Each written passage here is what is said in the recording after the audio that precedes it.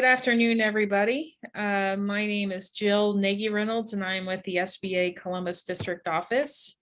And this afternoon's webinar is about doing business with the U.S. Environmental Protection Agency and the U.S. Department of Energy.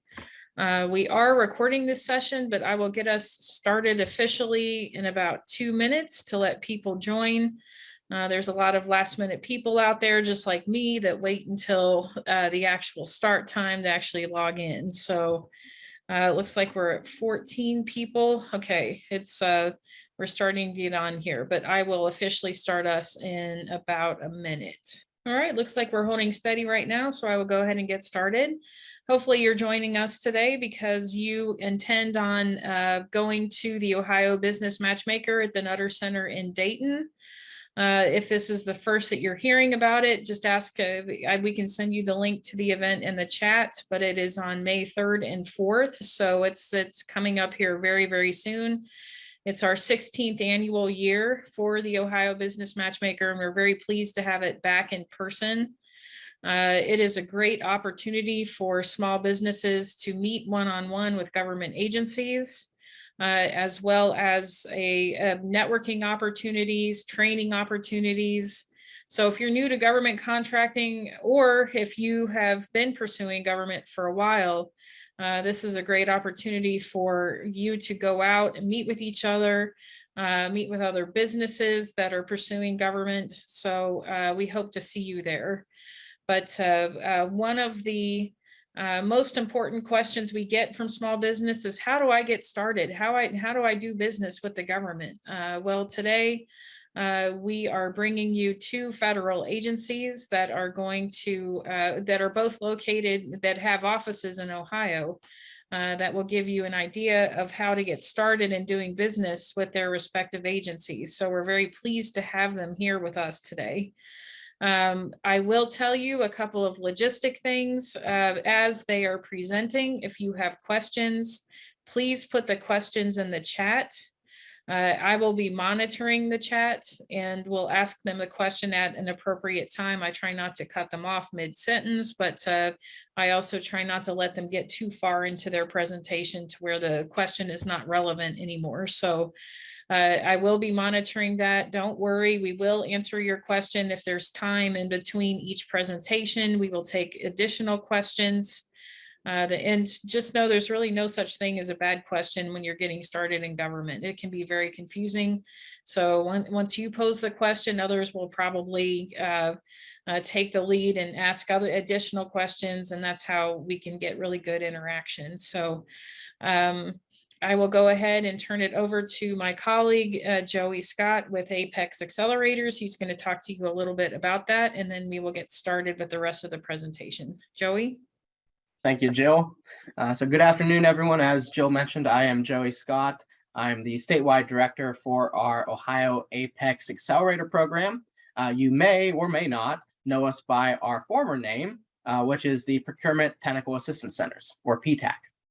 So we got new leadership within the Department of Defense, and with that comes a new name, but most importantly, same great mission of helping all of you. So whether you are new to the government contracting market or a seasoned veteran, Apex Accelerators, we're here every step of the way. So again, we're here to help you whether you're selling to federal, state, or local agencies.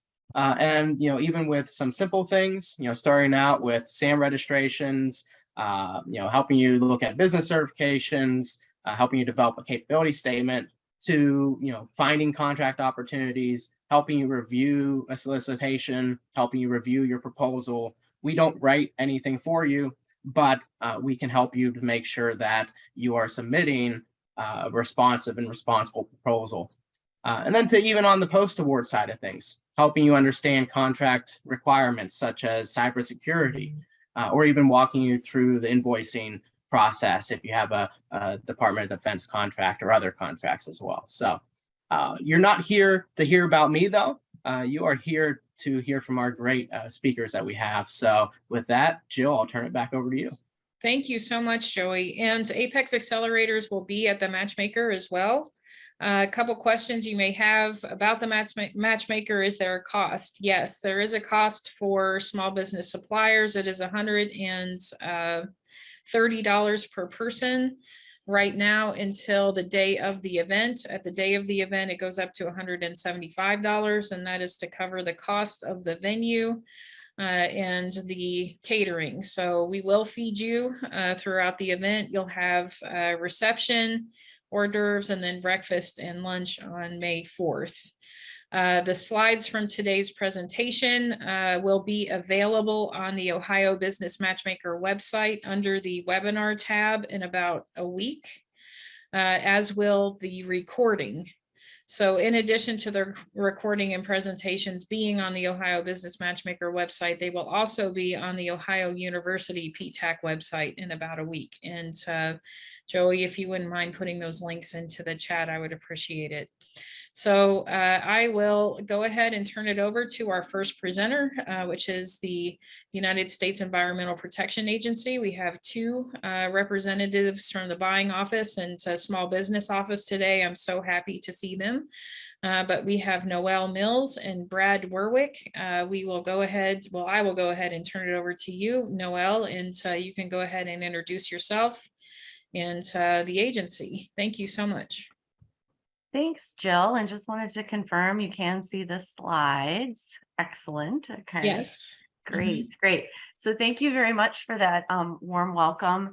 And thanks for inviting us to participate in this pre-meeting. I think it's great how these are set up this year. Folks get an opportunity to get to know a little bit about the agency and hopefully better inform those matches for the event.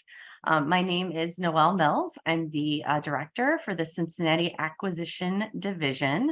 And I am joined today by my colleague, Brad, if he'd like to introduce himself. Yeah. Good afternoon, everyone. My name is Brad Werwick. I'm a team lead contracting officer here in the EPA in Cincinnati as well. Thanks, Brad. So we hope that you find the information we're going to present today really helpful in preparing for and mapping out those matches for the event in May. Both Brad and I will be there in person to meet with folks. So again, hopefully we make some connections, make some matches, and get an opportunity to meet with you in a couple weeks. So what we're going to be covering today. First off, I'll talk a little bit about who we are. So give some basic information about the agency, as well as the program offices we support, and the Office of Acquisition Solutions, which is our parent organization, the buying arm for the agency. Then I'll talk a little bit about what we buy. So I'll share specifically what each of the buying offices procures. And so hopefully that'll help you determine, where the goods and services that you offer might best fit. Then I'm going to turn it over to Brad. He's going to talk about how we buy. So he'll share some information on spend by NAICS, information about our forecast, and then also along with that, all the NAICS, the top NAICS that Brad's going to talk to, we've also loaded into our profile for the registration for the matchmaker. So if you see some NAICS codes that are areas of alignment for your organization, we should show up in that matching process with you. Then Brad's going to share some tools and resources. So some, hopefully that'll provide an opportunity for you to learn a little bit more about how to stay connected with the agency, as well as how to find opportunities for both potentially prime and subcontracting level opportunities. All right, so who are we? This first slide is just a high level agency profile. So the EPA's mission is to protect human health and the environment. The next block shows a little bit about our structure, information about the different offices. I am going to go into some detail on the different program offices and their mission in a future slide, again, to provide some context for what they're looking for. And then also we're based on we're organized based on commodities for buying. So again, that'll help kind of frame up the different buying offices. And then the last block just has some high level information about our budget. You can see got quite a bit of funding for the infrastructure appropriations. Quite a bit of that is coming through Cincinnati, and I'm supporting a few of our different program offices. You can also see from the slide, there's quite a bit of financial assistance at the agency, significantly more than the contract spend. One thing I wanted to point out there, we do have a Office of Grants and Debarment, and they handle the financial assistance. So, that can differ in terms of how the agencies are organized, but we have a completely separate office that handles those financial assistance instruments. So those would not come through the Cincinnati office. All right, so this slide shows all the different program offices that the Office of Acquisition Solutions, again, the parent organization for Cincinnati, supports. Each of them have their own unique core mission in support of protecting human health and the environment. And again, this is going to play into how we're organized for buying. So a few of these are probably pretty self-explanatory, but I was going to go through the high-level mission a little bit, again, just to kind of provide context. So we've got our Office of Administrator. That's going to provide the executive, logistic support for the administrator of the agency, that leadership support. We've got the Office of Air and Radiation, and they provide or develop programs, policies, and regulations for controlling air pollution and radiation exposure. And so they're concerned with things like pollution prevention, energy efficiency, indoor and outdoor air quality, vehicle emissions. We support a large vehicle emissions lab, testing lab in Ann Arbor, Michigan. That's one of our customers. We've got the Office of Chief Financial Officer, which they're going to formulate and manage EPA's budget and performance plan. We've got our Office of Chemical Safety and Pollution Prevention, and their mission is to protect human health and the environment from risks from pesticides and toxic chemicals. We've got OECA, our Office of Enforcement and Compliance Assurance, and they are going to look at pollution problems that impact communities through civil and criminal enforcement. And so they also work with our regional offices, as well as in partnership with states and tribes and other federal agencies to enforce the environmental laws. We've got our Office of General Counsel, so our legal advisor for the EPA, our OIG, our Office of Inspector General, and then we've got our Office of International and Tribal Affairs, and they lead EPA's international and tribal engagements.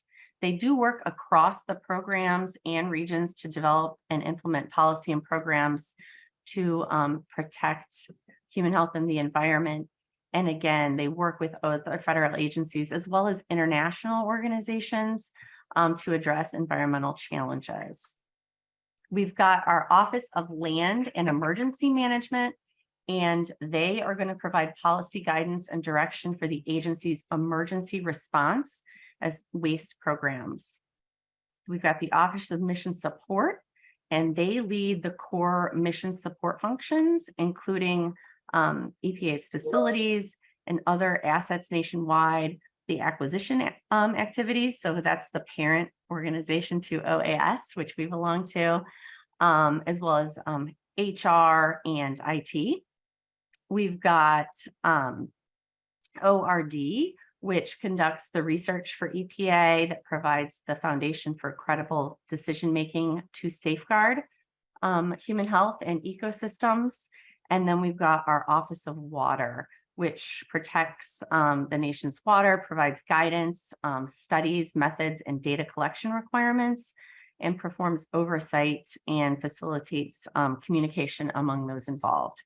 So again, I know that was a lot, but just because of how we're organized, did want to briefly touch on those different organizations' missions.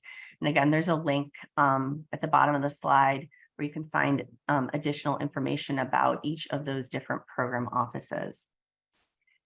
The next slide shows the regional offices. So we have 10 regional offices And each of those are responsible for execution of programs within several states and territories. And so those are all identified on the slide. Again, the states and territories that comprise those regions, as well as the location of the regional headquarters office. So for example, Region 1 is in Boston. Each of the regions has their own regional contracting office that handles regional procurements. One exception to that is there is no regional contracting office in Region 10. They're supported by Region 7.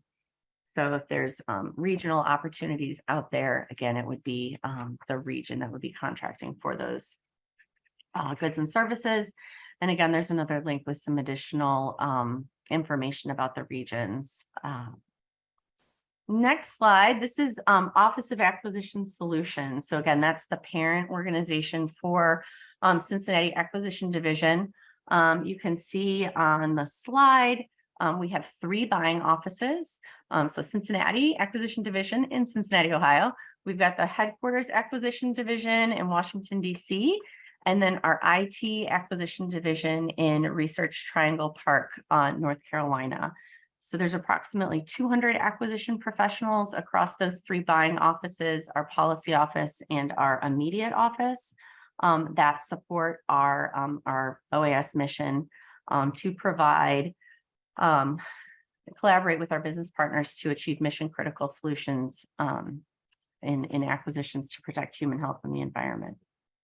So the next few slides, that was a little bit about who we are. Now I'm going to cover what we buy. This slide shows a crosswalk. I know it's a little bit small, but you are going to be getting a copy of this, and I'm going to talk through it a little bit more the next few slides. But you can see we're aligned by commodity, and then the chart shows in some cases we're broken out by program office that we support, and then the 3 different buying offices I just mentioned who handles those types of procurement. So this is a great, again, crosswalk or cheat sheet to come back to see, who buys what. So if, for example, you're looking at lab equipment, you can see, all the program offices would go to HQuad, that headquarters office. All the IT goes to ITAD, that sort of thing. And again, I'll walk through that, but this is a great reference. So the next slide is Cincinnati Acquisition Division. So Cincinnati Acquisition Division is going to procure primarily the mission support services for the agency. So those services that are at the core of one of those program offices missions that I explained earlier. And again, we handle most of the program offices. They're listed out here. We have one branch that supports the Office of Water and the Office of Radiation. And so Office of Water, we're going to have things like sampling, regulation development, water quality standards development, on-site lab support. Again, we did get a significant amount of funding for the infrastructure appropriation. So there's quite a bit of activity in that branch supporting that appropriation. Office of Air and Radiation, we support the Office of Transportation and Air Quality and the Office of Radiation and Indoor Air. The majority of the contracts in Cincinnati support the National Vehicle Emissions Fuel Lab in Ann Arbor. So it's things like emission testing, on-site lab support, and again, there is some infrastructure funding that's coming through that program. We have another branch that supports the Office of Research and Development and the Office of Chemical Safety and Pollution Prevention. And so the contracts in that branch are going to be include scientific and research development services, on-site support, again, sampling and analysis. One thing I did want to highlight, the ORD program office manages the agency's SBIR program. So the Small Business Innovation Research Program. And so all of those contracts are going to be coming out of the Cincinnati office. So we have, we work with ORD to support the SBIR program. And then we have one team within our last branch, which provides support for the balance of the program offices in the mission support area that you can see there. So things that we're providing support for these other program offices, things in diversity, equity, inclusion, and awareness support, HR support, relocation support. For OGC, we have a conflict prevention and resolution services vehicle. For OECA, it's going to be things like enforcement support, economic modeling. And then the remaining two teams in our last branch support for the agency architect engineering services, facilities, so all of our operation and maintenance contracts, construction, as well as furniture buys for the agency. Next, I've got Headquarters Acquisition Division. Headquarters Acquisition Division does provide mission support services for the balance of the offices that aren't in Cincinnati. So Administrator's Office, which is located very close in DC, the Office of Air and Radiation, there's two programs that they support, and then the Office of Land and Emergency Management. The primary commodity that Headquarters is supporting is professional services. So this is going to be things like temporary and admin support, so data input, analysis and verification support, the subscriptions and publication support goes through that office, technical and programmatic support, there's hazardous waste removal, captioning, any sort of arts and graphic services, any sort of consulting services, so auditing, financial, business, organizational. We have organizational development and coaching support, any sort of marketing ad services, and then any sort of training services or support. All of that would come out of our headquarters office.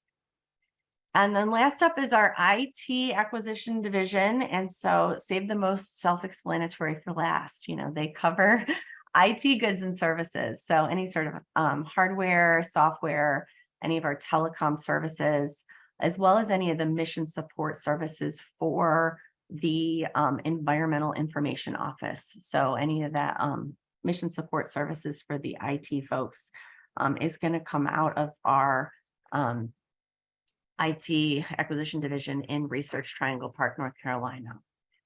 And then the last slide that I've got to share with you is points of contact.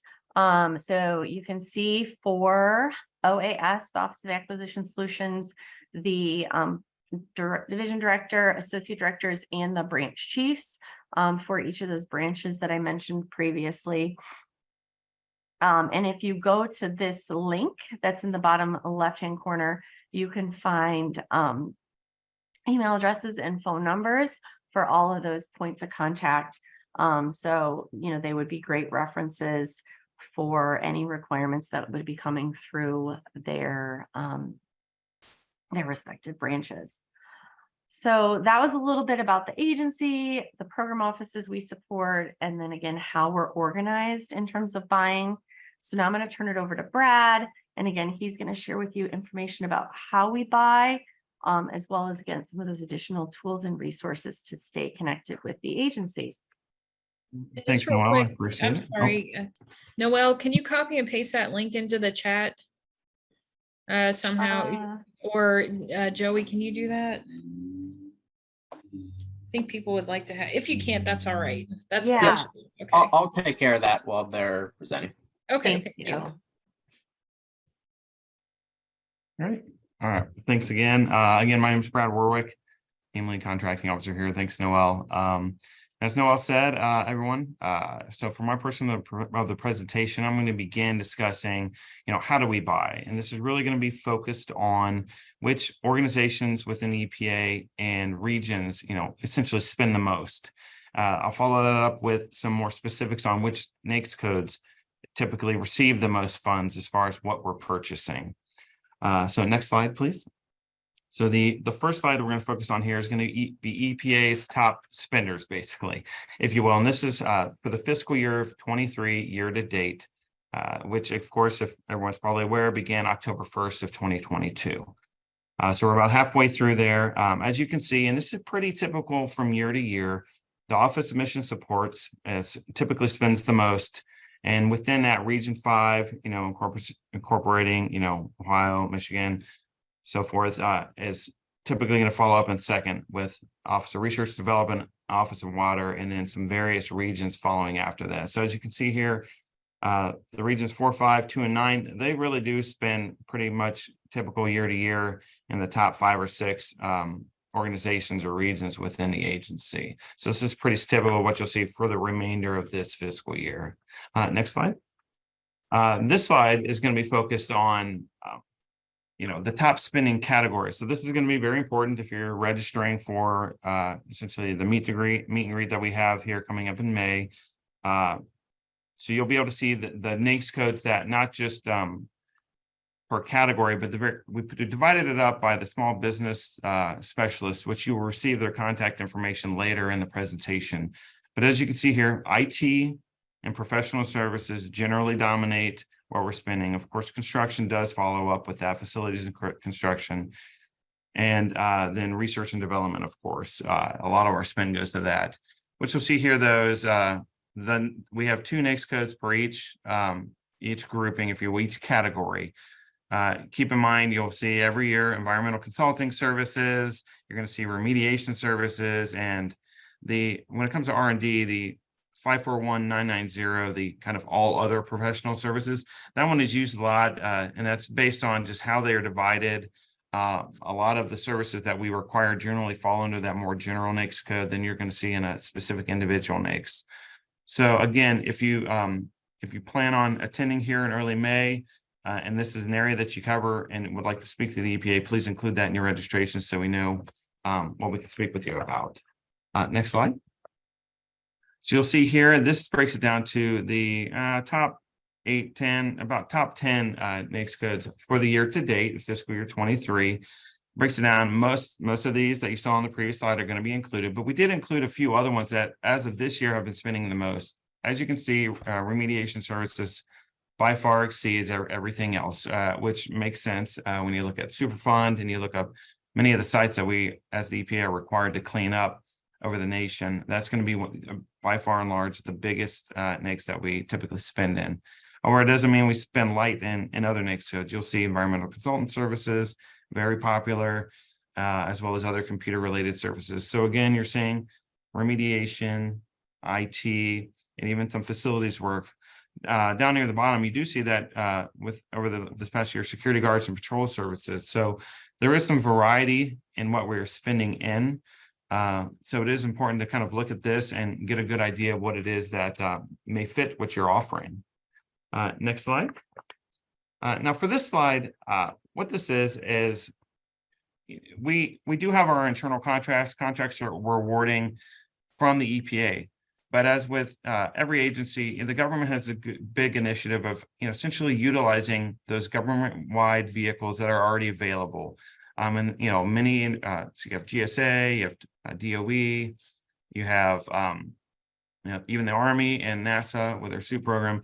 A lot of agencies offer vehicles that are open to other federal agencies to utilize.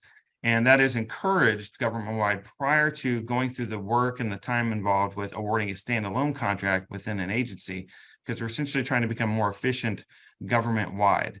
So we wanted to provide, as far as up year to date for this fiscal year, some of those government-wide vehicles that we've been utilizing. And you will notice here, approximately half of these actually are IT related. IT is something that the government gains, I would say, a big economies of scale if we are able to leverage that, the government spending power, because a lot of it is commercial off the shelf. So we'll utilize anything from, the GSA Alliant 2, GSA's Schedule 70, even the National Institute of Health, NIH, the NITAC, CIO, SB3, that is also IT services and solutions. So you'll see about half of these vehicles, government-wide vehicles that the EPA utilizes are IT focused, but there are others. As you can see, the second one that we've used the most is the GSA professional services. So again, professional services, something that generally are commercial in nature, so they are available via GSA. If you haven't already, and I'm sure you have, but please look into GSA as an option for kind of getting your foot in the door with the government. Yes, it is great to be able to go straight through an individual agency, but GSA is a major purchaser for the government wide, as I'm sure you're aware, but we always encourage kind of reaching out and working with GSA as well to potentially be awarded one of these multiple award or schedule contracts to allow other agencies to purchase from you. Okay, next slide. Now this is going to be the forecast numbers. We did mention forecast. I'm going to go a little bit into the forecast tool here on a later slide, but we wanted to show you in this section of how we're buying essentially where we're forecasted for the next 2 fiscal years. But keep in mind, I'll touch on it later, the acquisition forecast database offers approximately the next 3 years worth of what we're going to be doing. So you'll see here for fiscal 23, what is included in our database is a total of 181 actions that are actually so far been entered by program offices and the contracting offices say, this is what we anticipate competing, and this is what we anticipate awarding. We've already included, like I said, 110 for fiscal year 24 already. But you'll notice here that over half of ours already determined to be small businesses. We are big with the EPA of setting aside requirements for the small businesses. A lot of our services and supplies, the things that we purchase, are by their very nature available from a variety of vendors. So it is a special emphasis here at the EPA. I can speak from a contracting officer's perspective that that is a heavy focus when we are planning our acquisitions. I will make note that you'll see in the bottom row, procurement methods haven't been decided for some of the acquisitions because we may currently just be in the market research phase for that requirement. The acquisition forecast database will be updated once we've completed our market research and can determine that, okay, whether this should be a small business or whether it's going to stay a large business. But again, as you'll notice, when it comes to both projected years so far, a lot of our requirements are projected to be small business set aside. Okay, next slide. For this section, this is the last section of the EPA's presentation today, but this section we're going to focus on some of the EPA's tools and some of the resources that are made available to businesses, especially small businesses. The whole focus of this section and these tools is to make sure that we make it as easy as possible to do work with the EPA, especially if you're new coming into working with the government. We want to show you different ways that can help you stay connected with not just the contracting opportunities, but with our small business representatives as well. Again, like I said, we'll provide some contact information for them because we want to be accessible. And we want to make sure you are able to contact somebody with the questions you might have about something that's posted in the forecast database or any other requirement you may have heard about. Okay, next slide. This slide here is really focused on the EPA's internal website. It's the link that's provided in the slide takes you to the EPA's website that's contracting with the EPA. So on this site, you're going to find information about the EPA's Office of Acquisition Solution. That's the primary purchasing organization within the EPA. You're going to find some other resources that'll help you with contracting with the EPA. And again, even you'll find links to our acquisition database. Really, this is the best place to start if you're interested in available opportunities to work with us. I really do suggest just going to this website and kind of checking out what's the information that's available. Now, next slide. This slide is really going to detail some more of the information about the EPA's contracting solutions, some things that'll help you figure out what's available and how to proceed. One of the things you'll see mentioned here is the acquisition forecast database. Oh, actually, I'm going to start with, the acquisition gateway solutions finder. This is actually a link to a GSA website. The GSA's database is a website of government-wide acquisition contracts or GWACs, or some blankets purchase agreements that these have already been awarded. But the importance of this tool is if you're interested in finding subcontracting opportunities, we do recommend going out and seeing which contracts have already been awarded, because while these contracts may have already been awarded by GSA, there's a high chance that these prime contractors don't have all of their subcontractors listed, or they may have lost one. You know, these GSA contracts are awarded for pretty long periods of time. You generally see a base period of 5 years and then maybe 3 additional option periods for 5 years. So the subcontractors that do work with these prime contractors can and do change on a regular basis. So if you're For interested, maybe you think maybe the best opportunity to work with the government may be via subcontracting opportunity. Go to this website, you'll see which contracts and BPAs have been awarded, and will also be some contact information for the folks that are involved with that contract. The next solution you may see on this is the acquisition forecast database. This is the EPA's internal database of what's approximately what we intend to kind of acquire or solicit over the next 3 years. For example, if you want to see what's about to come up, you really want to query what are called contract or current opportunities. You want to go to the section that says current opportunities, and keep in mind that these have not been solicited yet. They're out there. We're building up our market research. We're getting ready to post them. You may find some that have been solicited, but the importance of this tool is getting to show you what is about to come, what you should be on the lookout for. Again, these also have points of contact identified to each of these requirements. So you'll be able to reach out to someone who's familiar with what it is we're purchasing, potential to have a draft PWS if it is far enough along. Again, we often post those when we're performing our research, such as requests for information, sources sought, and so forth. But we want to make sure that if you have questions, you can get them answered. This would be a great way to go about doing that. It really is the best way of staying connected with the EPA for specific procurements that may be on the way. And again, keep in mind, if you aren't in a position to maybe be the prime on a contract, you can also see what may offer you a future subcontracting opportunity as well. Trying to make sure we frame your thinking when going to this. Maybe you can't provide the entirety of a solution of what's going to be coming out. You may be able to provide a portion of what's coming out. And again, you can talk to the point of contact about how that requirement has typically been handled in the past. If it's a recompete, if it's a brand new requirement, they may have some answers about that as well. Sometimes things are partial set-asides, or they may be able to point you in the direction of what has occurred on historical awards to be able to say, yes, subcontractors are utilizing this requirement in the past. And finally, on this slide, we speak to EPA's active contract listing. Yet again, this is a list of contracts that are currently awarded, currently active.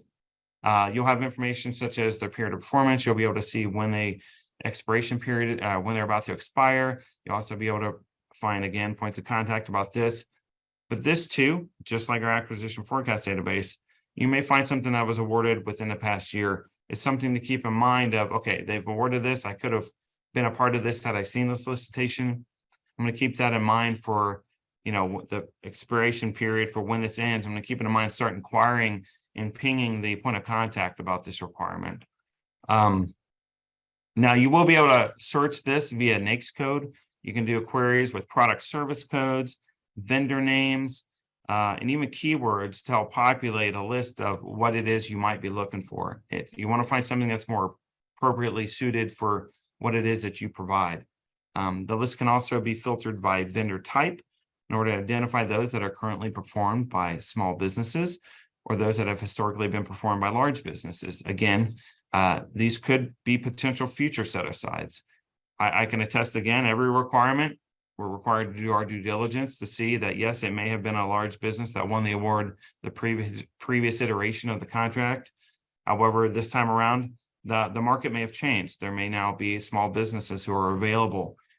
We do take that into consideration. We're looking for that every time before we go out for a solicitation. We do ensure if there are or are not small businesses who are out there who can handle the requirement, regardless of the dollar amount. Keep that in mind. So I do suggest going out and looking, because the list is going to identify the buyers who are connected to this or the individuals responsible for managing the current contract. Again, it's always about communication. We are inviting you to reach out to the EPA to make sure that we can communicate what it is that our needs are. If you have questions, we want to be able to answer them. I know that sometimes it can be difficult to get a hold of somebody who has the answers you're looking for, but we're trying to make it as easy as possible here with these tools. I will say when contacting the buyer, email is the most effective method. You're generally going to get a quicker response that way than you will a phone call. But again, you shouldn't be afraid to call. If the email is not addressed or is not listed specifically, if you have a buyer name, I will say generally, just as a hint, it is usually last name dot first name at epa.gov. So if it isn't specifically listed in there, it may have just been an oversight or the individual has changed. Keep that in mind. Sometimes they add a number at the end, but just it usually is last name dot first name at epa.gov. And so keep in mind, we do advise that if you are going to reach out, especially via email, include the existing contract number and or order number if it's a task order or a call order. Keep that in the subject line and just a brief description so they know, the buyer knows what you're inquiring about. So, all right, next slide. So Brad, I have a couple questions. Sure. So the procurement site that EPA has, this is separate from sam.gov, correct? So That is correct. That is correct. But opportunities that are above 25,000, would they also show up in sam.gov for EPA? Yes, per requirement, that is the government point of entry, and I'll actually speak to that here in a little bit and on the next slide. But yes, you're correct. What we're providing you is information about what has already been awarded and information on things that are to come. This is even prior to the solicitation. So we're listing things that aren't even at the solicitation point yet. So vendors can maybe prepare themselves for the opportunity of when that solicitation is posted. It's all about giving you as much information in advance as we are legally permitted to make sure, especially small businesses require maybe a little bit extra time in order to prepare for an announcement. So you're correct, but it will be posted in SAM when it is time to solicit the requirement.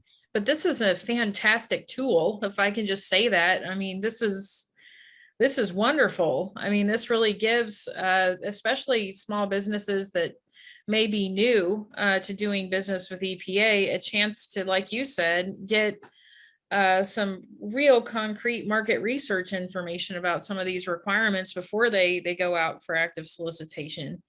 And those of you that are new to government contracting, that's okay. If this is the first time you're hearing about some of the things that Brad is referencing, or Noel, it takes a while to learn the acquisition cycle for federal opportunities, but also how, as a small business, can you participate? So I saw the slide with all of the GWACs that EPA is currently using. That is the reality of federal procurement right now.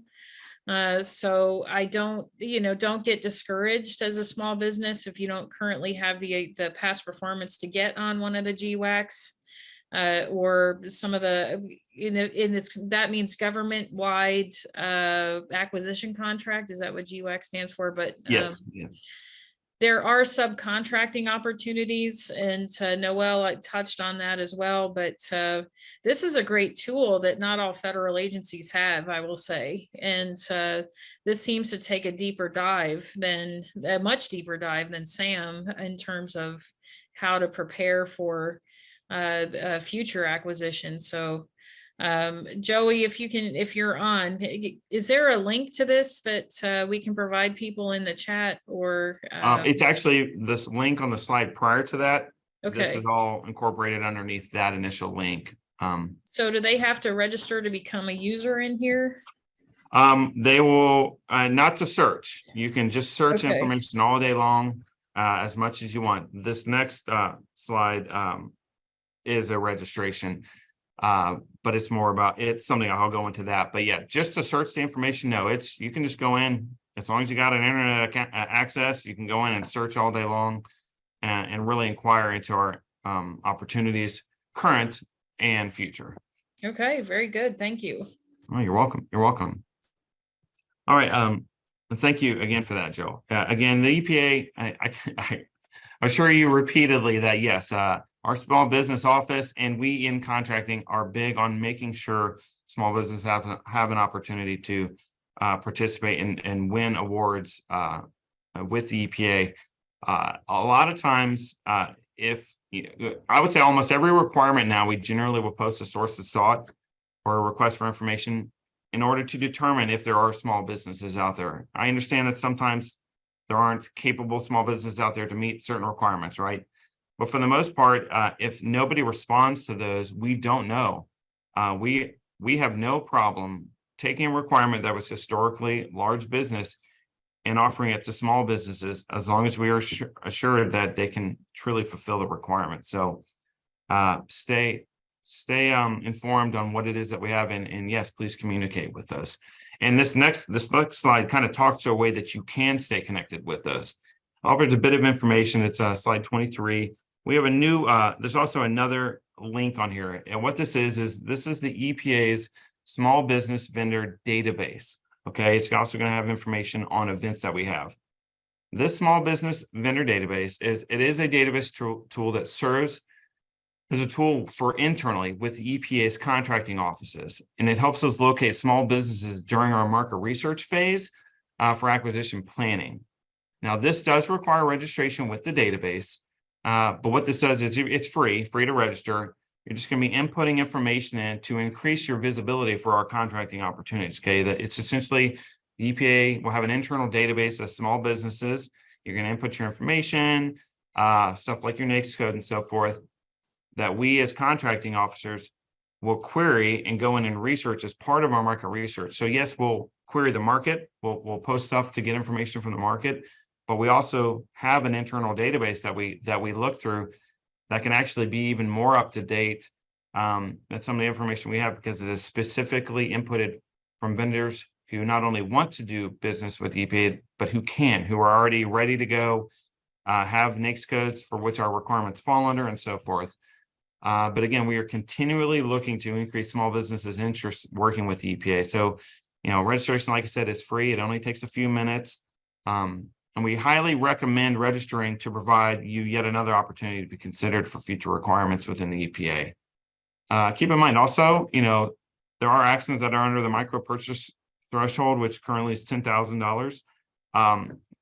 Generally, those aren't competed. That's like, if we're using a purchase card, especially, we can just go out, select a vendor, and award it to them because we know they can fulfill the requirement.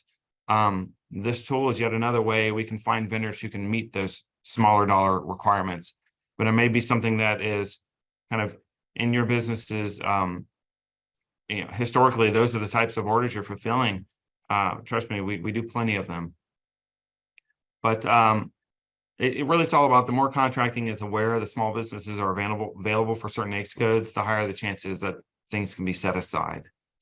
Now, through this link also, you'll find actually outreach events that the EPA's Office of Small Disadvantaged Business Utilization, or OSBU, events that either hosted by the EPA or hosted by other agencies that EPA may be involved in or participating in.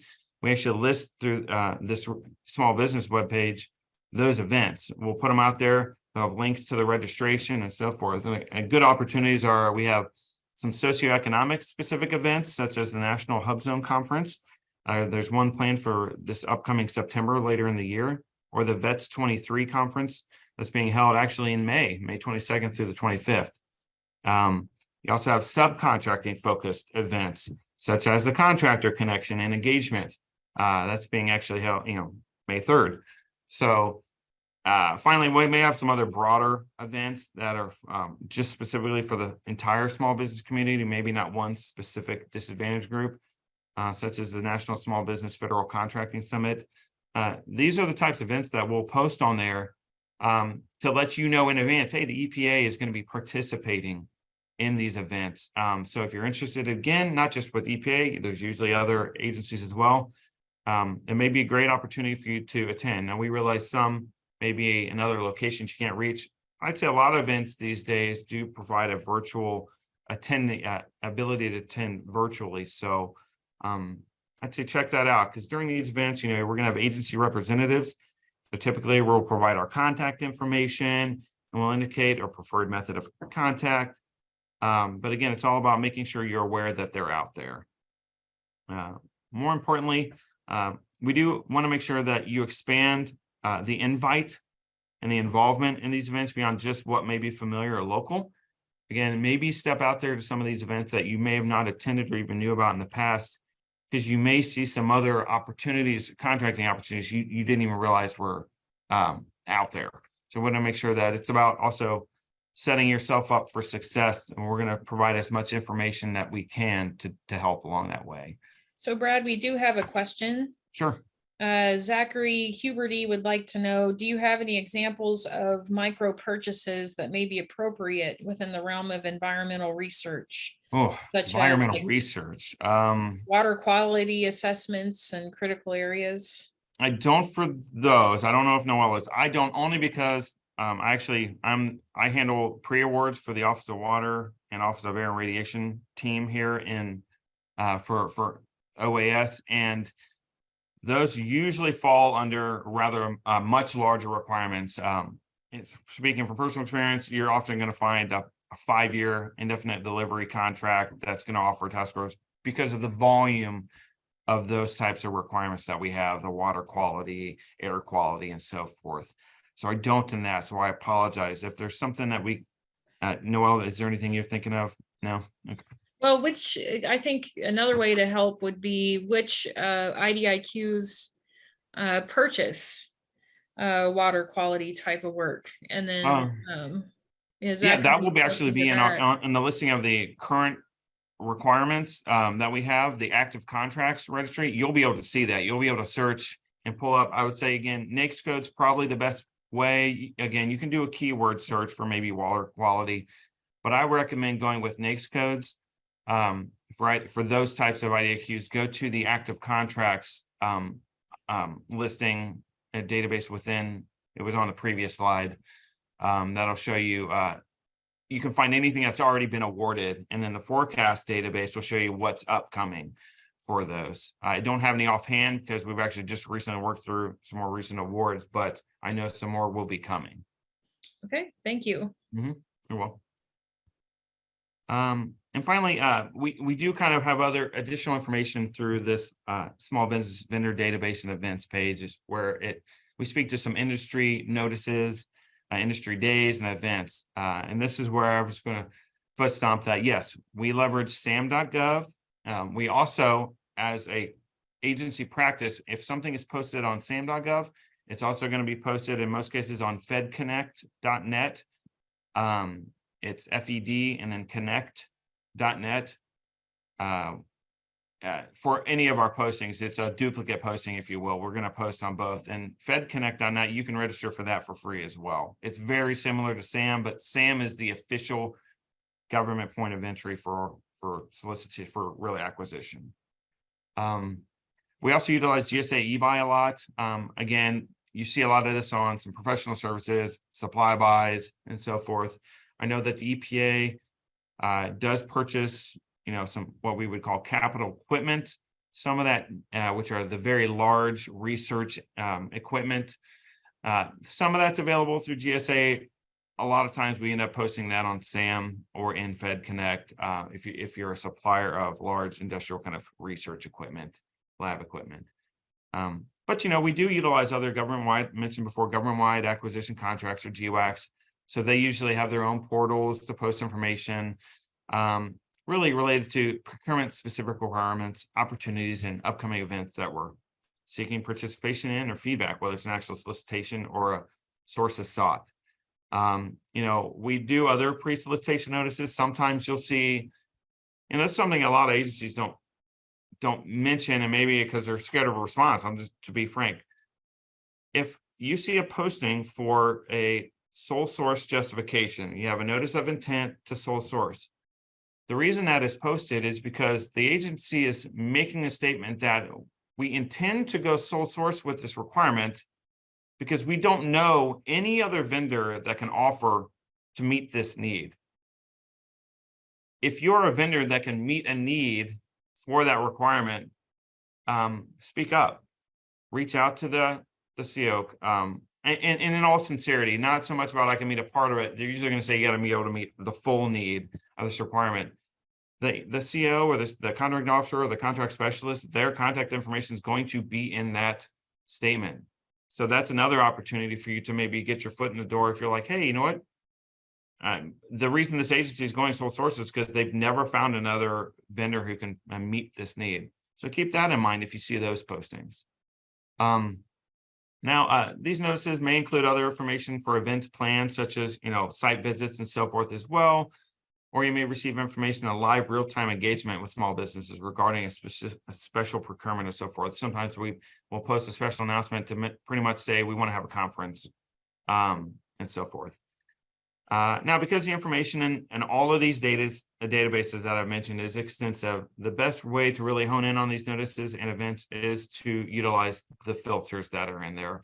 So if you're having issues filtering it, SAM, they have their own help desk, I will say that, but you can search by federal organization. I would say that if you pull up federal organization, if you're looking for EPA or the Department of Energy, you'll be able to, at that point, narrow down the scope, because there's government-wide, we're using sam.gov. So, but anyway, for planned events, I will say the events are typically held and facilitated by those directly involved with those procurements, which is good. So attending and participating in any event that relates to a contract or award, it will give you access to that direct point of contact. So be aware that if, an event is going on, the people posting that information were probably the ones you're going to ask questions to. I know as far as EPA, we don't have like a central person who posts those notices. It's the contracting officer or the contract specialist posting those announcements. But keep in mind that we do use the attendees list. If people come up, they sign in, or if it's virtual and they sign in, we do follow up with contact information to gauge our small business community's interest and our small business community's capabilities. This helps us to develop our acquisition strategies for future requirement, current and future, and also helps us to build our vendor list. And our small business office is, every requirement we have over the micro purchase threshold, well, really over 25,000, we're going to send them a document. It's an internal forum, and we're going to go over our acquisition plan, our acquisition strategy with our small business office to make sure we are all on the same page. And rest assured, they are fighting for small businesses. So if we will do exhaustive research to make sure that that we have or have not seen small businesses available to meet a requirement. But as far as the next slide, speaking of small business office, this is going to be a list of our small business specialists. I believe small business specialists is their title. As you can see, they're kind of divided up by category. We do a lot of things based on category. We purchase based on category, and our small business specialists are assigned based on category. That way we can have more of an expertise over certain types of products. But here's the contact information. We do have some of these specifically set aside for subcontracting. So if you have questions specific to that, please reach out to them. You also have IT specific, professional services specific, and so forth. So you have their names and contact information as well. So not just for the headquarters groups, but also for the regions. So keep in mind the way EPA is kind of, you have your internal headquarters group, which has 3 buying offices. You have Cincinnati, you have our ITAD, which is in Research Triangle Park, as Noel mentioned, and then you have the headquarters folks in DC. But then you have your regional buying offices. So the don't overlook these regional contact names and numbers, because they will have requirements in the regions that we aren't even aware of here within OAS, within the headquarters groups. So keep that in mind. They purchase for themselves. They have their own buying offices. But that is the last slide that I have. Again, hopefully we've provided some information that's going to make it easier for you to work with EPA. We've provided some contact information. Please do not hesitate to reach out. We are available to speak with. And of course, we'll be here in May up at Wright State to speak with folks in person. We hope you attend and can have some time with us. We'd love to do our part to make it as easy as possible. But I'll open it up to any further questions for Noel and myself. All right, well, thank you so much. Let's see if we have any questions come through. Okay, Lonnie Johnson would like to know, some agencies prefer email contact. How about the EPA? Yeah, generally email is the best way.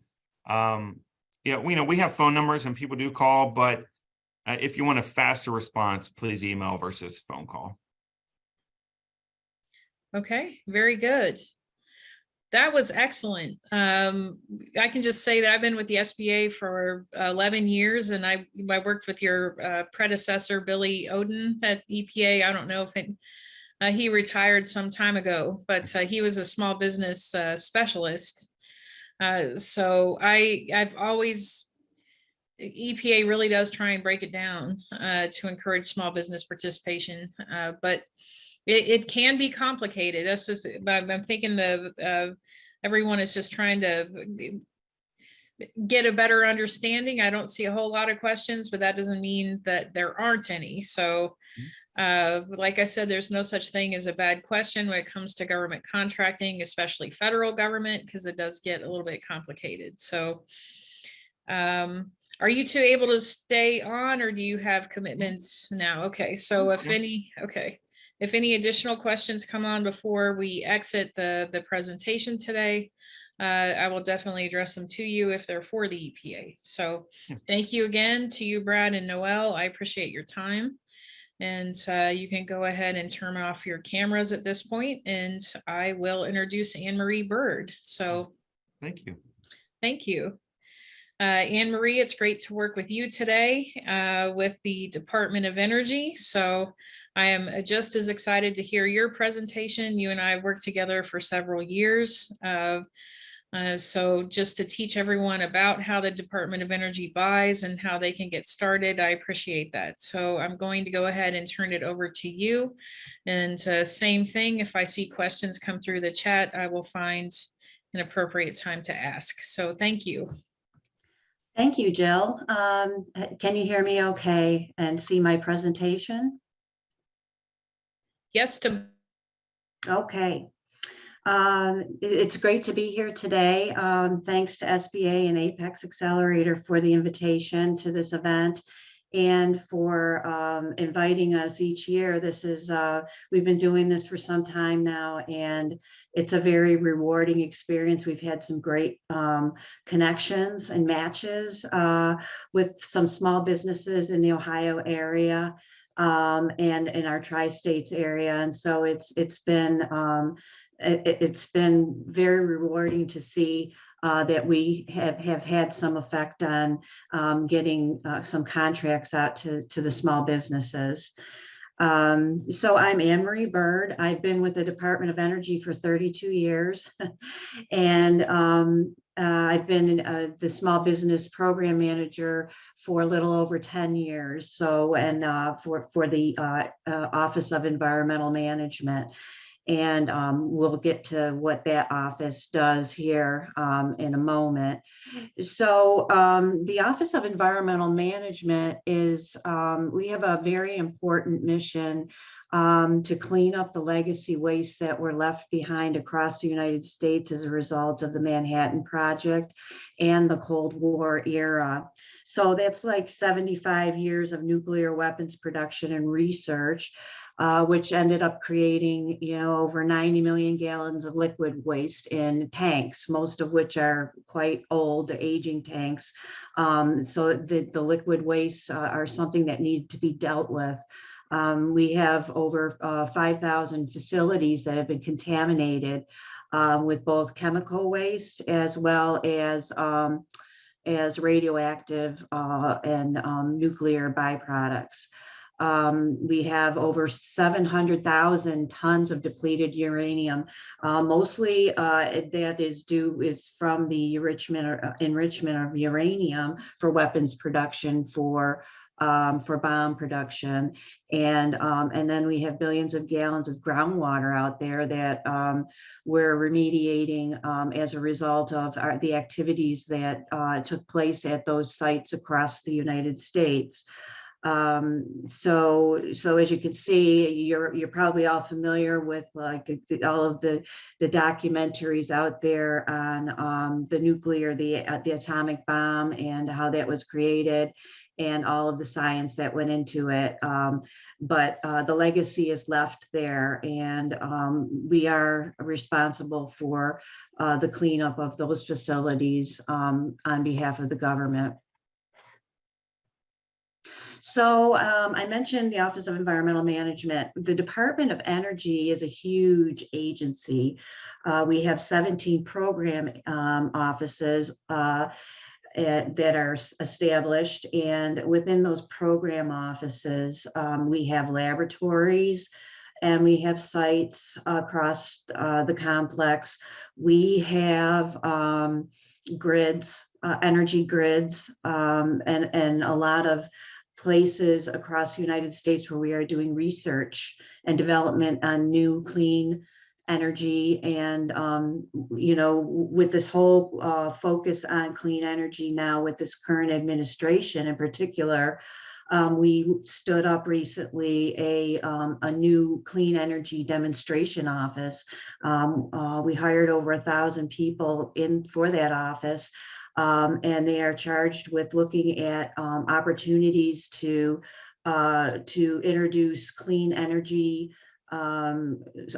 solutions, as well as to reach out to those underutilized areas across the United States, economically disadvantaged, and areas that very little of the government's money actually has gone to. And so we're looking at that in many of our contracting initiatives, to reach out to those communities, to those reservations when it comes to Indian country across the United States, the tribes.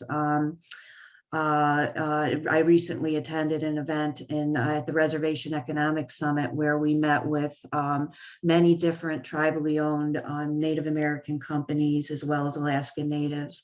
And so it's far-reaching for us, for the Department of Energy and in our small business program. So we have had approximately 107 sites, okay, that we had when we started. 1989, the Department of Energy was actually created. And so we started the cleanup, and we dealt with a lot of the smaller sites first. And now we are left with the larger sites across, there are 15 sites. If you count the blocks on this map, you'll see 16. And I'm happy to report that Brookhaven National Laboratory is no longer a site that we're cleaning up. We're done with our mission there. And so we were able to take one of these off of the map. And that's our goal with all of these. But as you can see, around the United States, there are, for example, in Ohio, down in Piketon, there is the gaseous diffusion plant. There's also another one in Paducah, Kentucky, and these were utilized along with one from Oak Ridge to do the uranium enrichment and to separate it. It's a separation process so that they can collect the uranium and then utilize it in weapons production. So a lot of these sites had different missions that all dealt with, the end product, mostly the atomic bomb. That was done out at Los Alamos National Laboratory. So we do have a few of the laboratories across the United States that we are responsible for contracting for the cleanup of those facilities, along with the National Nuclear Security Association or agency. And so we work with them in order to create acquisition strategies to clean up these sites. So you might be sitting there saying, well, I don't do any of this nuclear stuff or radioactive stuff and, all of this. Well, I'm here, I can tell you that we contract with just like any other agency does. We buy everything from janitorial services to telecommunications to IT, cybersecurity, products and services across the board. So anything that any of these sites would need, in order to operate and fulfill the performance of their contract, then there are many opportunities for subcontracting. So when you do business with us, I like to, I mean, this is probably general and you know, you probably passed a lot of this, but if you're just starting out, you know, it's so important that you really identify your NAICS codes, product service codes. What is it that you bring that you can help us with? And you know, by identifying those NAICS codes, it will help you to get the matches, for example, at matchmaking with the right agency folks in the government. And also with other industries out there that are looking perhaps for teaming partners or for subcontracting partners.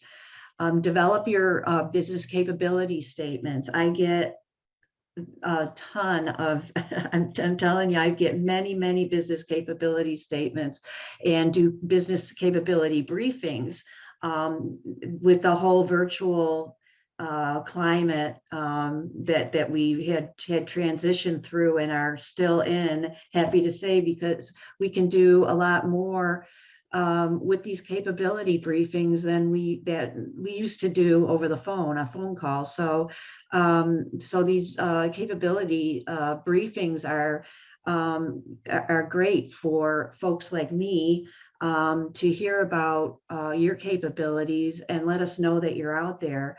At the end of the day, that's how we find you. We know you, we hear about you. And then if there's an opportunity that comes up, then, you know, then we can look through our capability statements and, you know, identify that there might be two or more of a certain type of socioeconomic category or small businesses that we can set aside. So it's so important for you to let us know, the buyers know what you bring, you know, what your capabilities are. For the small businesses, I do take the capability statements. They are put into a database that we utilize in our Cincinnati office. For market research, it's set up by both the NAICS codes as well as any kind of overview, you know, keywords or anything. It's kind of similar to the SBA's dynamic small business search. So so please do reach out to me with your capability statement. And also, you know, if you're interested in talking with me, I set up business capability briefings usually on Fridays. So be happy to talk to you for a half an hour or so about your company. So if you would like to reach out to me for that, my contact information will be at the end of the presentation. So then also what you want to do is determine if we buy what you sell. I tell small businesses that just, you know, it comes across kind of harsh, but just because you're small doesn't mean you're going to get a contract. You need to understand what industry is buying, what different organizations are buying, what the government is buying. And in order to do that, you need to do your due diligence and your research in understanding what it is that that we do, what our mission is, and look at some of our contracts and see how you do fit in to our larger contracts from a subcontracting standpoint. You also want to register in SAM if you're not registered in there already. And when you get into SAM, and there are so many small businesses that I've met with that skipped over the SBA dynamic small business search at the registration, at the end of the registration. And it's such a disservice to them They really need to, you really need to make sure that when you do your SAM registration, that you do also put your information as much as you can into the SBA dynamic small business search. We do look at that for all of our procurements and when we're doing our market research activities. You need to determine if your firm qualifies for the SBA certifications, that are out there, the 8A program, small disadvantaged business, hub zones, service disabled, and women owned. We're looking at doing more and more to the socioeconomic categories. And, I mentioned the current climate with the administration. We recently had a OMB memo from the Office of Management and Budget from the White House come out that for all agencies that the small disadvantaged business goal is increasing upwards to 15%.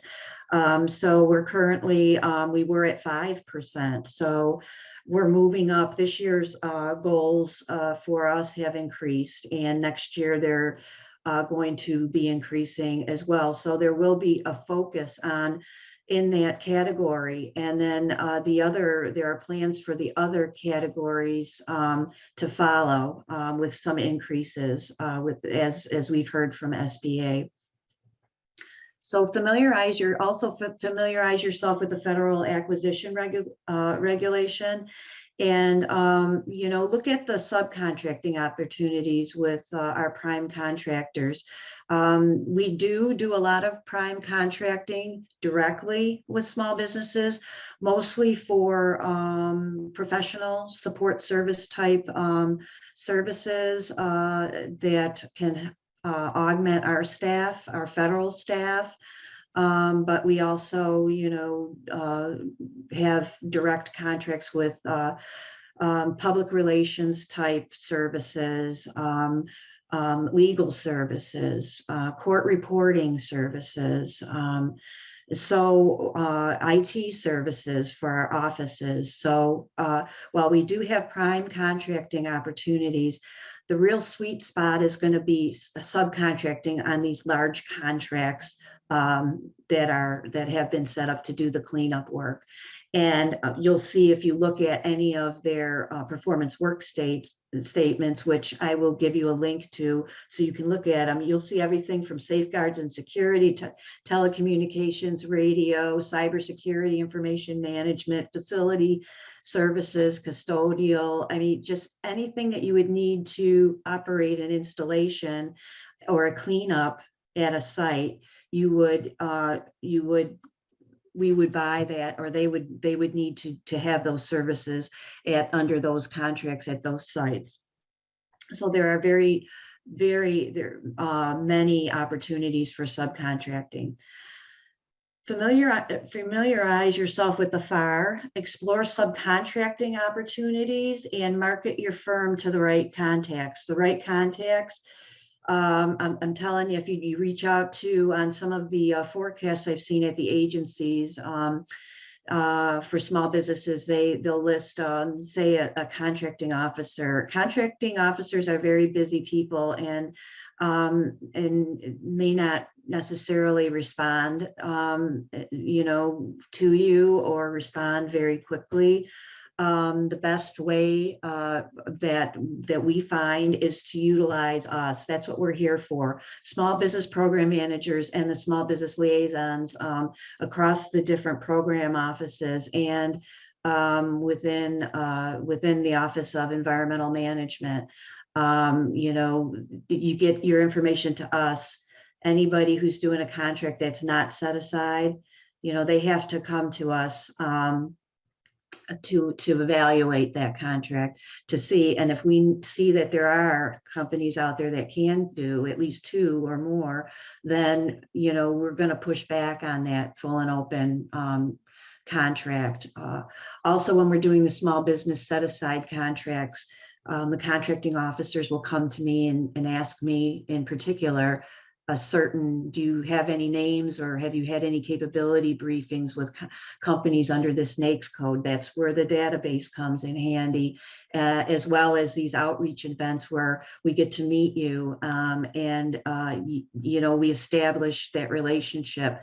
Relationships are so important for small businesses to have with future clients, with folks, and so these, you know, these outreach events are, you know, they're just invaluable. They're just exactly what you need to be doing. So, so for our goals, you know, I mentioned briefly, we have for small business in general, the 5%. For prime, but we also have what's called a MOSRC, and that's we have these very large contracts at our laboratories referred to as management and operating contracts. They're not FAR based. They're although they have the clauses and they're built like a FAR based contract, they're closer to the government. So they're there to operate the laboratory, for example.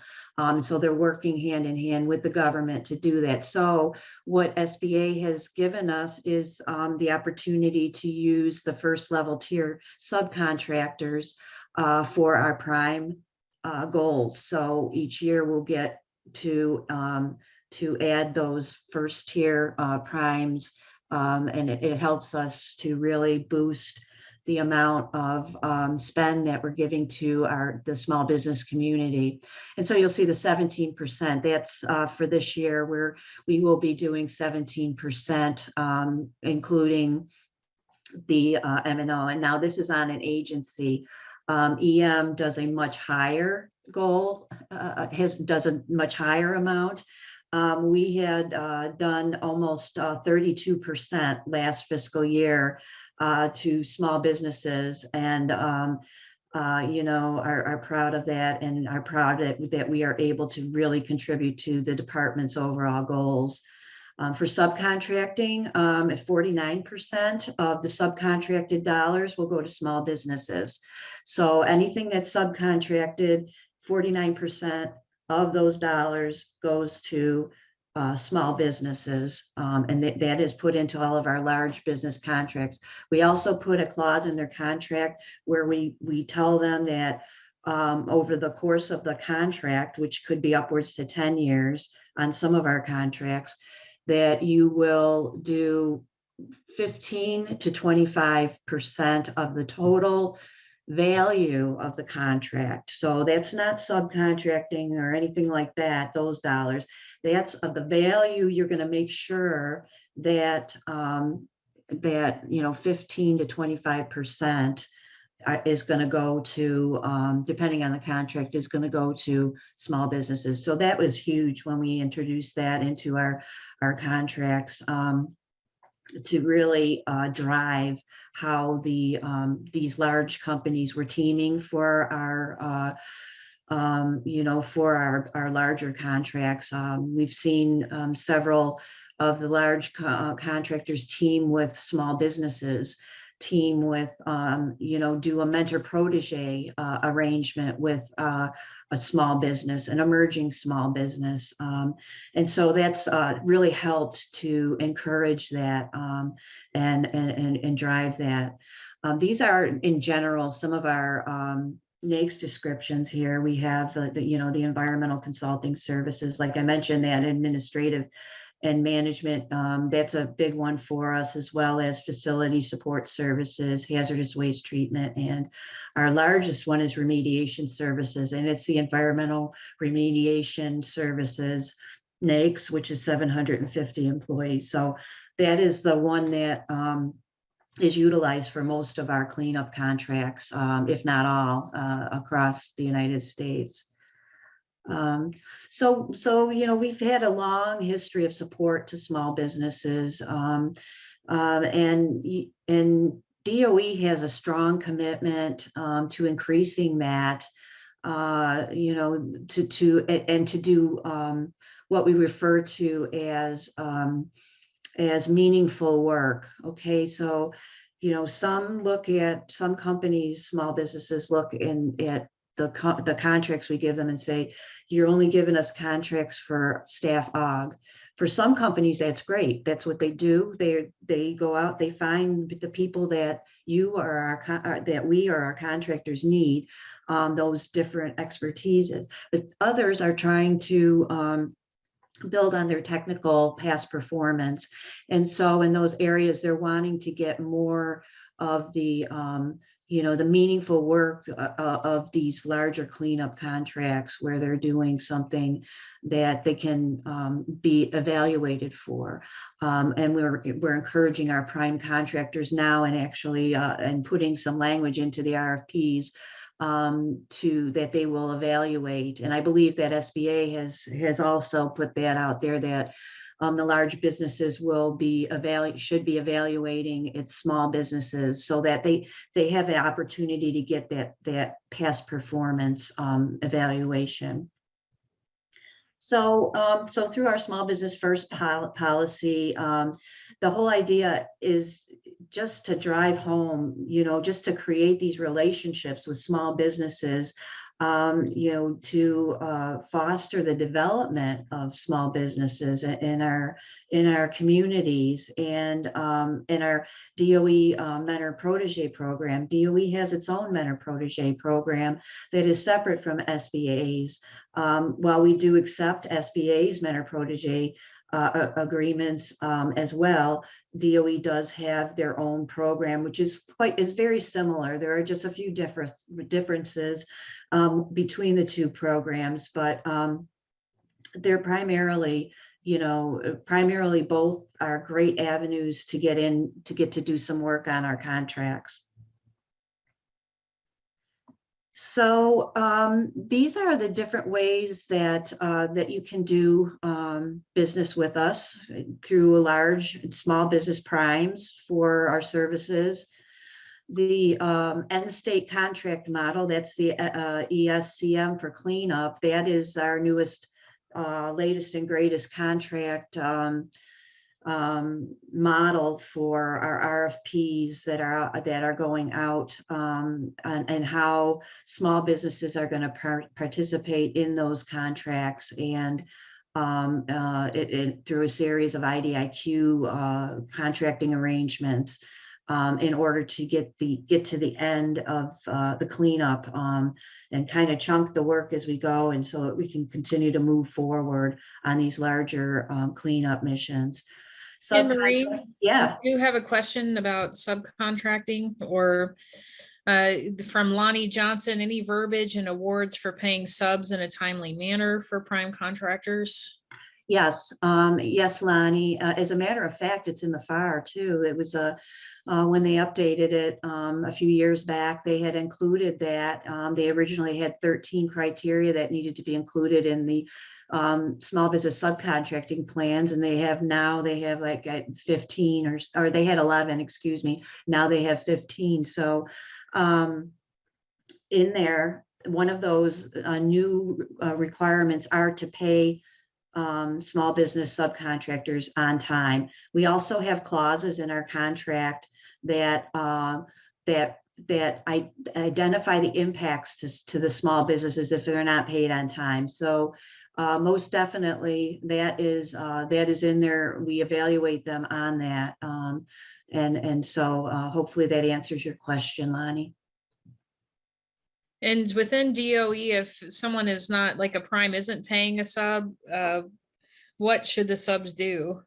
The subs should definitely reach out. Well, first, if they're not having any luck, of course, with their contractor, to the contracting officer. Really needs to know about the situation. They are responsible for the administration of that contract. If you're still, once that is done, you can also reach out to a small business program manager who will work with the contracting officer, or at least, or at least ensure that the contracting officer has been notified first. Okay, thank you. Mhm. So back to subcontracting. So one of the other things that we've recently added to our RFPs is to encourage teaming subcontracting. We used to have major subcontractors, we called them. We switched from that and went more towards a teaming subcontractor arrangement, and we're able to get so many more opportunities for small businesses to come together to perform some of the larger scopes on some of our contracts. The post-award subcontracts, large and small businesses, including the socioeconomic contracts. So the teaming subcontractors would be primarily pre-award. So you would go to perhaps what we call industry days. And when we begin our acquisition process on some of the larger procurements, we will have an industry day where we do those. We have been doing those virtually, where we will get everybody together, where we can have one-on-one sessions with some of our industry partners and companies that are interested in that work. And also it gives the attendees the opportunity to network with one another. So you can see who is there. It gives you an opportunity to reach out to somebody who may have similar capabilities to your own, or who can augment your capabilities, or you could augment theirs. So there are a lot of different things to look at when we're doing these the pre-award type of work on the larger procurements. And then also there are other opportunities. So we have EM has a strategic sourcing management center. It's the SCMC, and it is managed by Honeywell out in Kansas City, and it is it's a center where agreements are put into place to contract for certain commodities, certain products and services that DOE and other program offices, as well as EM, use across all of our sites. And so it helps us leverage better pricing that way. And then we also, require our prime contractors. We negotiate with them on an annual basis that so much of their subcontracting is going to go through the SCMC. So it's I would encourage you to go to that site and upload your capability statement. That's all you have to do. There's a place for you to it's free. You go in there, you can see all of the agreements out there. You can see the opportunities that are out there for new agreements, and you can upload your capability statement, and somebody at the center will take that information and they'll evaluate it, and they'll go through a process with you to see if that you would fit into any of the current or the existing or new opportunities for agreements that are coming up. And we also have, as I mentioned, the Mentor Protege program. Right now, EM currently has 16 active Mentor Proteges, so agreements across our sites. So that's huge. There are several good news stories, success stories as a result of those. We've had some proteges who have graduated and are now subcontractors, to many of our larger prime contracts based on their performance under the Mentor Protege agreement. So there's some very good performance and past performance type of information that can be gained by participating in one of those. We have, as Jill knows, we do a lot of IDIQs, indefinite delivery, indefinite quantity type contracts. A lot of our sites or a lot of the work that we're going to be doing over a certain amount of time, we don't necessarily know how much it may, we may have ups and downs as far as surges in our requirements, and then not. We may have different portions of the work under certain task orders. So it's a way that we, can move forward with the contract, get it started, and then we can add to it as our scope, as we gain additional scope or requirements. We also have basic ordering agreements at many of our sites that are in place to provide products and services.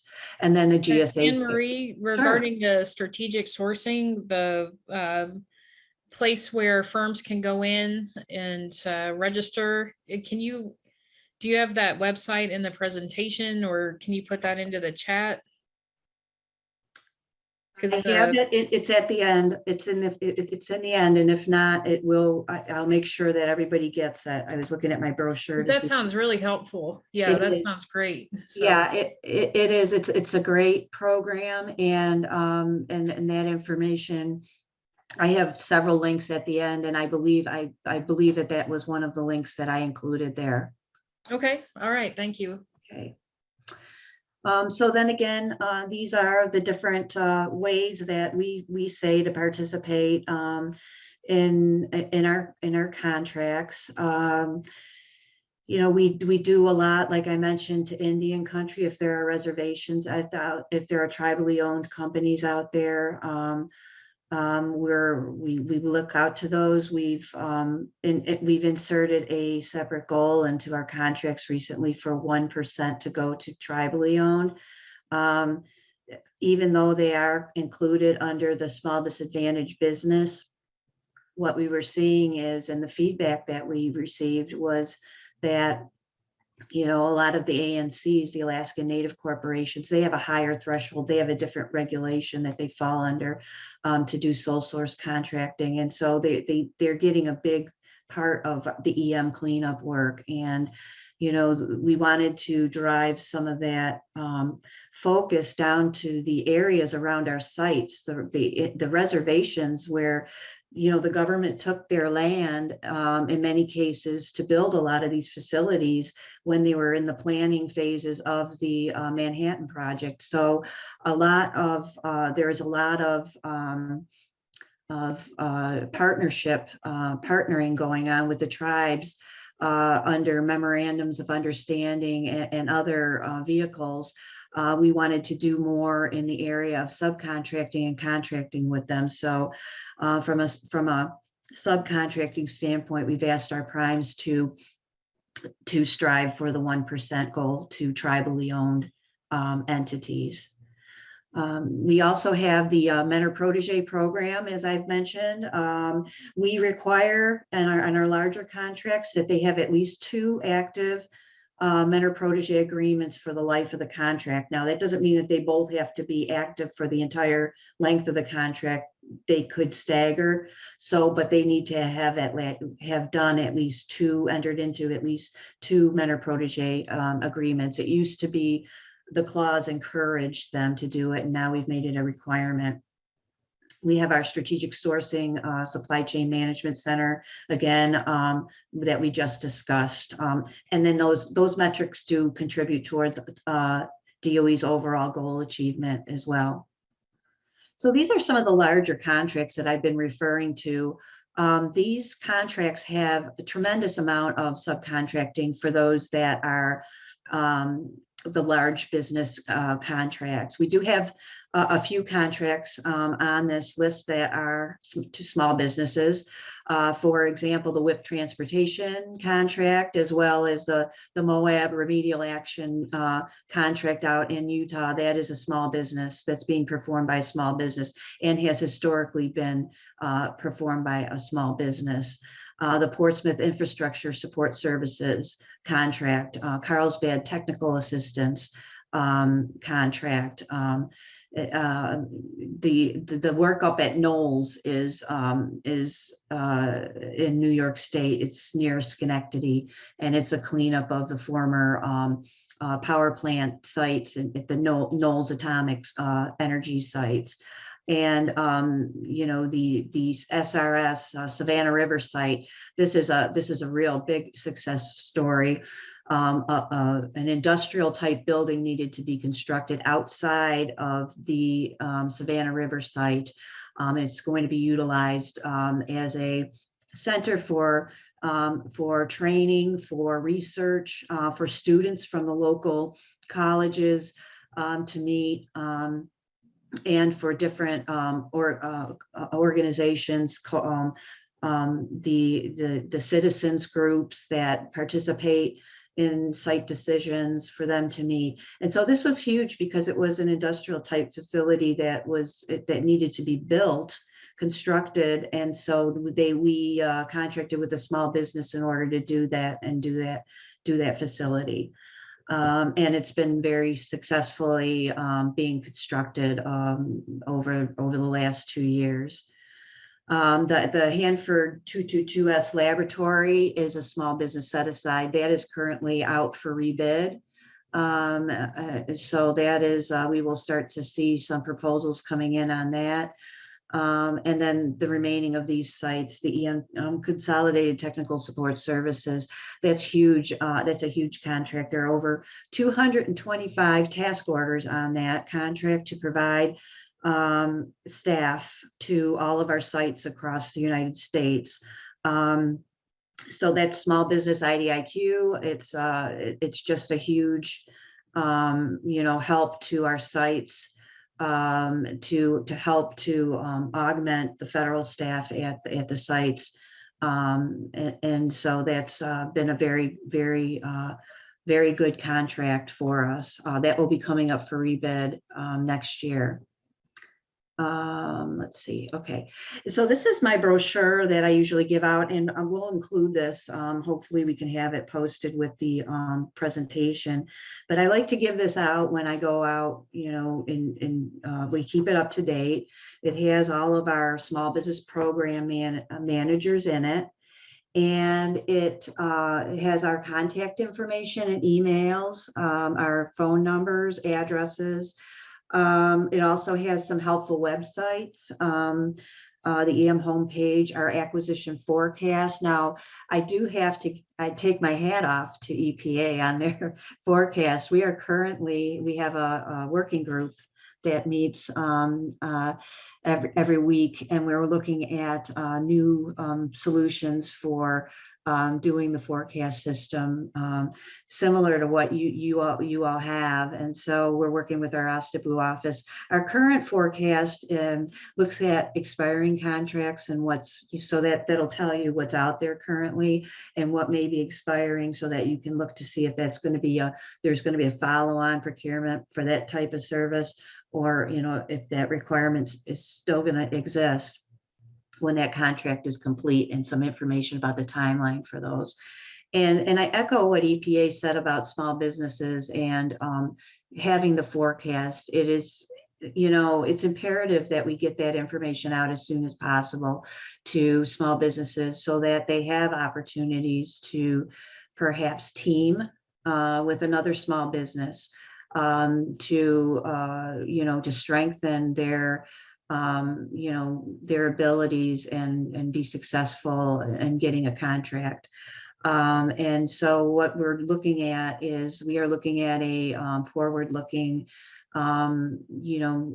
solution. We currently have a couple of 3 different solutions that we are looking at, and so hopefully it'll give the same emphasis on the forecast that EPA has with theirs, in the different ways that you can go in and look and search and all of that great stuff. So that is, I would say that EPA has a best practice with that forecast system. Ours is forward-looking, or is expiring contracts as of now.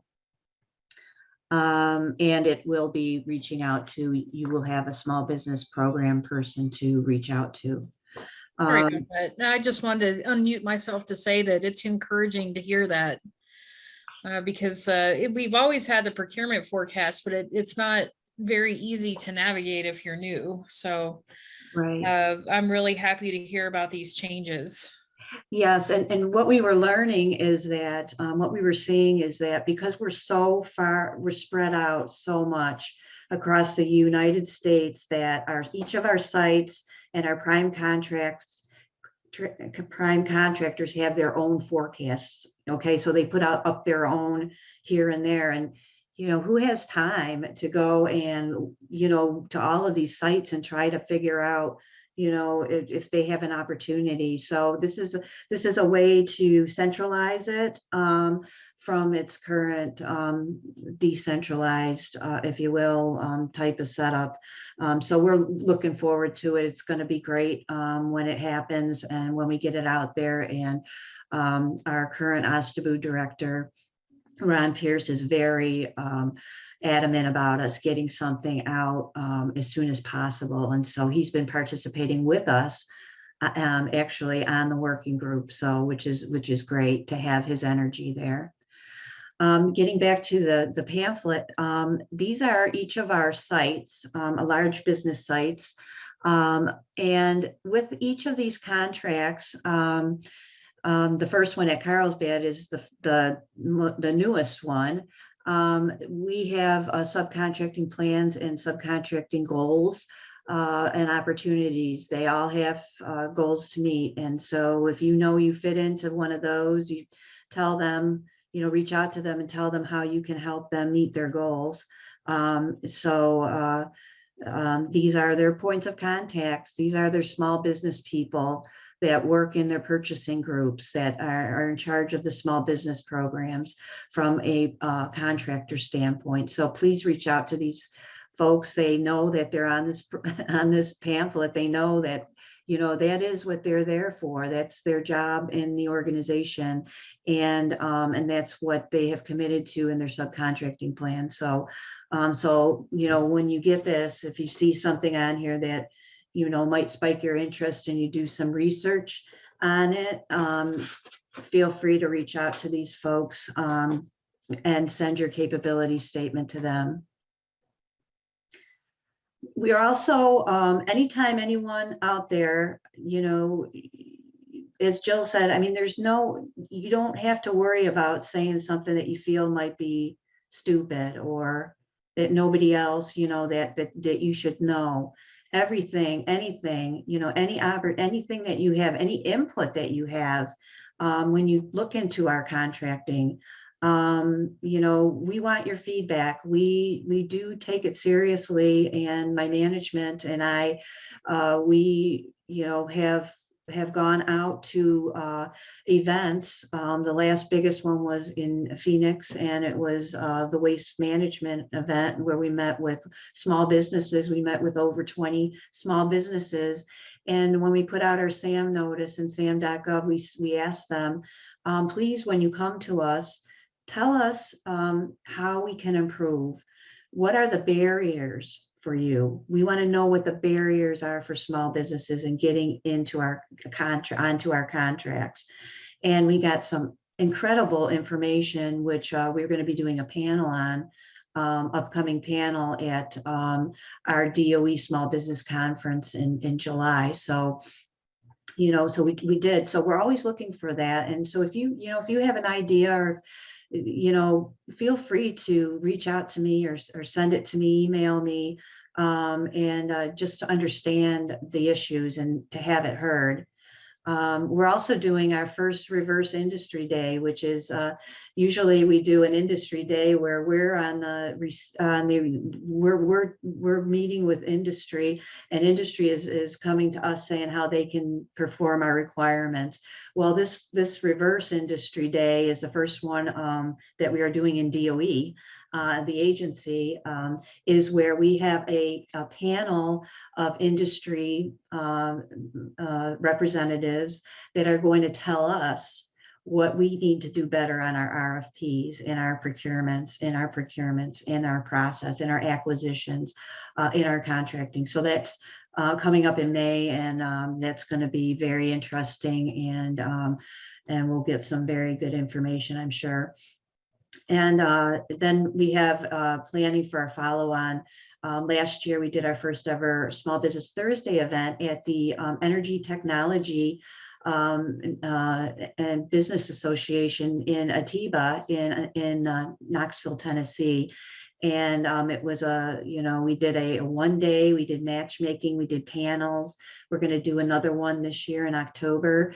Would encourage, if you could go to that. That is a very good panel or day to attend. And then here's some more information on our small business forum that's going to be held this year in New Orleans in July. Yeah. And July 11th through 12th. And it will be held there. Anybody in DOE out of all those program offices that were listed, they will all be there. Their contractors will be there. They will be exhibiting. They will be on panels on how to do business with them. They will be doing matchmaking. If you want to get into DOE work, then this is the event that you need to probably go to if you can.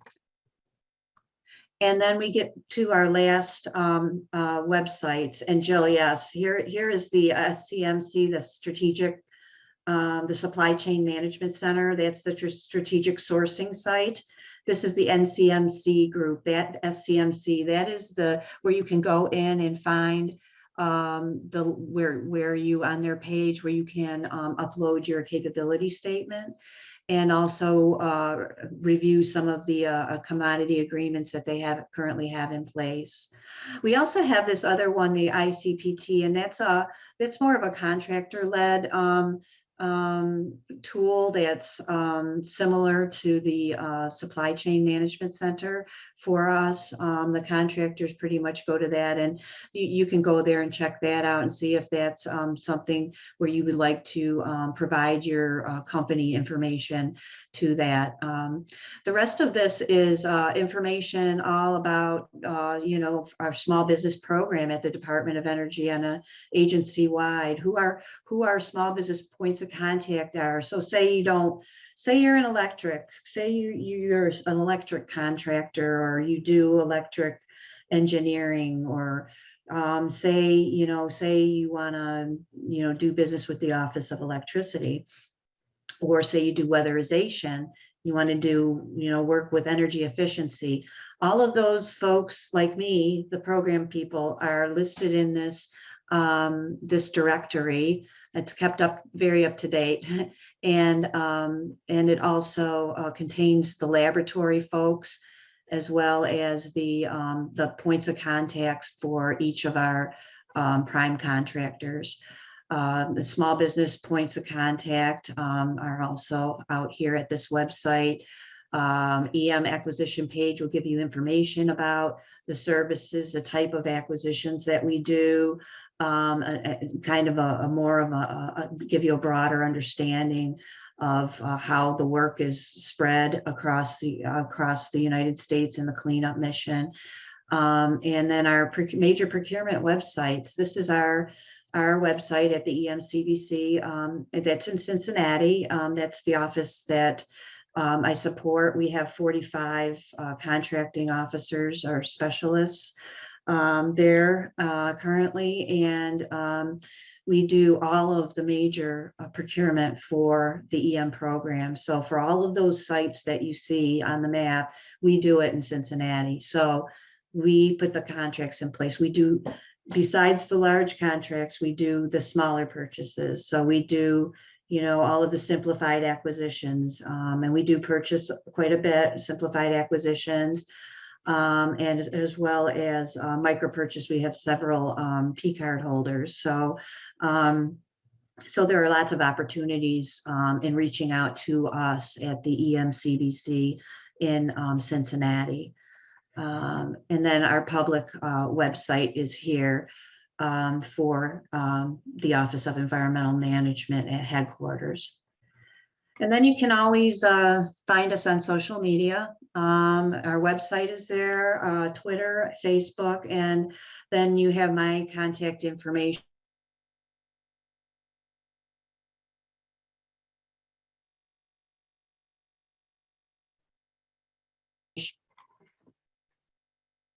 Oh, you were gone and you're back. Okay. Yeah. Are there questions? Sorry. Yes, you made it all the way to the end. Woo. Yes, thank you so much. Welcome, thank you. Yeah, does anyone have any questions for Anne Marie? And while we're waiting for questions, I just want to encourage everyone again. I think that one thing that a takeaway from this presentation is that federal agencies have separate missions. They have separate ways of doing business. They have different types of contracts that they buy from. So all of these things, when you're new to government contracting, it just takes a while for you to learn. But there is support out there in the Apex accelerators, like what Joey, he's the program manager for the state, but there are Apex accelerator offices throughout the state, well, throughout the country.